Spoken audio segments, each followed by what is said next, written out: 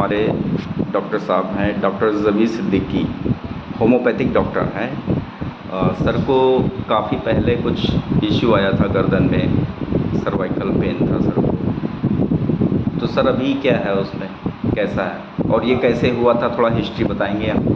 Sir जो मेरा cervical pain है इसकी हिस्ट्री तो मुझे नहीं पता, लेकिन ये मैं जानता हूँ कि मैं बाइक बहुत ड्राइव करता था जी। 40 किलोमीटर एक तरफ जाना, 40 किलोमीटर आना, इसके अलावा भी एक्स्ट्रा हो जाता था। उसके बाद मुझे धीरे धीरे ये पेन शुरू हुआ सर्वाइकल का।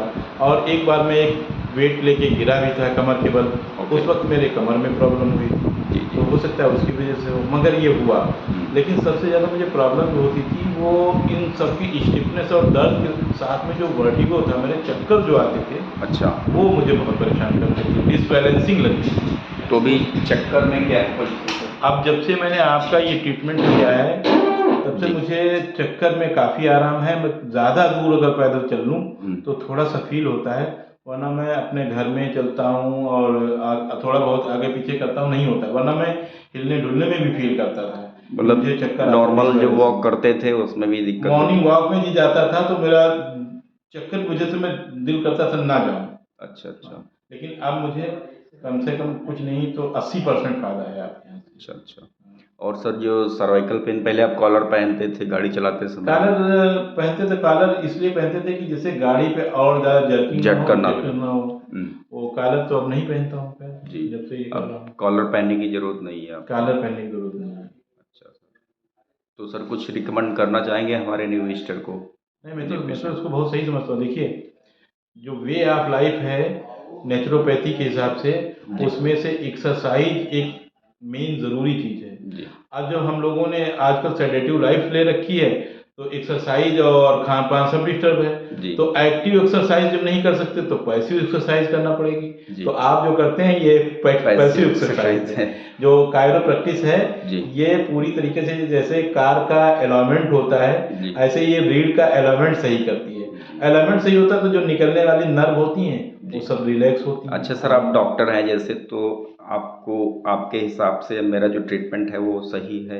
नहीं, मैं तो कहता हूँ, मैं तो रिकमेंड भी करता हूँ लोगों को। नहीं, आपने कई सारे पेशेंट को मेरे पास मैंने भेजा इसीलिए है ना, मुझे पता है ना कि कौन सी चीज़ कहाँ पे कैसे ठीक होगी। मेडिसिन का भी अपना एक लिमिट है, वो जहाँ पे उसको काम करना वहीं कर सकती है। जहाँ पे सर्जरी की ज़रूरत है वहाँ पे सर्जरी की ज़रूरत होती है, जहाँ पे एक्सरसाइज की ज़रूरत है वहाँ पे एक्सरसाइज की ज़रूरत है। तो जहाँ पे कायरोप्रैक्टिस की ज़रूरत है या न्यूरोथेरेपी की ज़रूरत है वहाँ पे उसकी ज़रूरत है। ये कोई हल्की फुल्की साइंस थोड़ी ना है, ये तो बहुत पहले पुरानी साइंस है जो हम लोग छोड़ चुके हैं। चाइना ने इसको अपनाया है, जैसे एक्यूप्रेशर हमारे यहाँ इंडिया की देन है, लेकिन अपना रखा चाइना ने, उसके नाम रखे हैं फलाने फलाने सिंग सॉन्ग फांग करके। हाँ, तो वो है नहीं, हमारे यहाँ मेरिडियन हमारी बॉडी में होते हैं, पॉइंट्स होते हैं, तो चाइना ने सब ले रखे हैं। इसी तरीके से कायरोप्रैक्टिस हमारे यहाँ पहले होती थी। जैसे नाभि हमारे यहाँ पुराने में दादी हमारी बताती थी कि नाभि हट गई है, लैट्रिन इसलिए आ रही, पेट में दर्द इसलिए, जाओ सही करवा के आओ।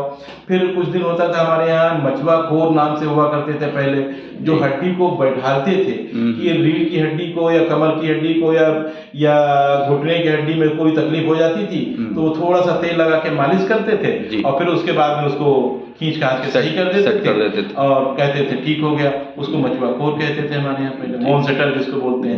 ये उसी का एक साइंटिफिक रूप है, कायरोप्रैक्टिस और न्यूरोथेरेपी उसी का एक साइंटिफिक रूप है। तो इसको मैं तो रिकमेंड करता हूँ कि अगर आप एक्टिव एक्सरसाइज योगा या मॉर्निंग वॉक नहीं कर सकते तो फिर आपको आना ही पड़ेगा कायरोप्रैक्टिस के पास।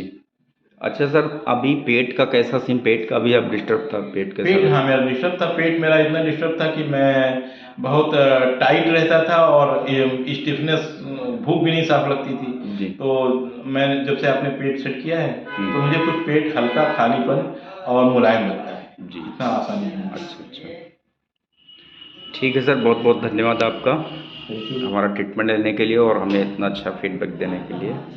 Thank you sir.